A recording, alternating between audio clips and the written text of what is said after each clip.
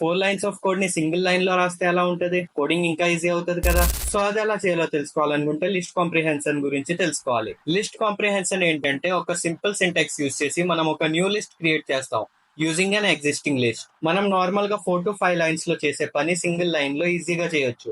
Let's say మీ దగ్గర ఒక marks list ఉంది. ఇప్పుడు 35 ఆర్ అబవ్ మార్క్స్ ఉన్న స్టూడెంట్స్ ని ఫిల్టర్ చేయాలి. నార్మల్ వేలో మనం ఎలా రాస్తాం? పాస్ లిస్ట్ అనే ఎంప్టీ లిస్ట్ క్రియేట్ చేసి ఫర్ మార్క్ ఇన్ మార్క్స్, ఆ తర్వాత ఇఫ్ కండిషన్ యూజ్ చేస్తాం.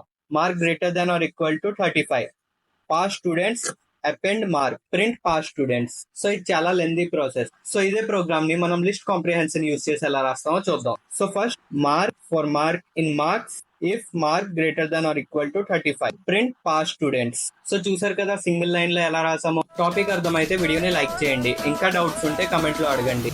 అండ్ ఈ రీల్ ని మీ కోడింగ్ ఫ్రెండ్స్ తో షేర్ చేయండి. Follow code with Bala for more Python reels in Telugu.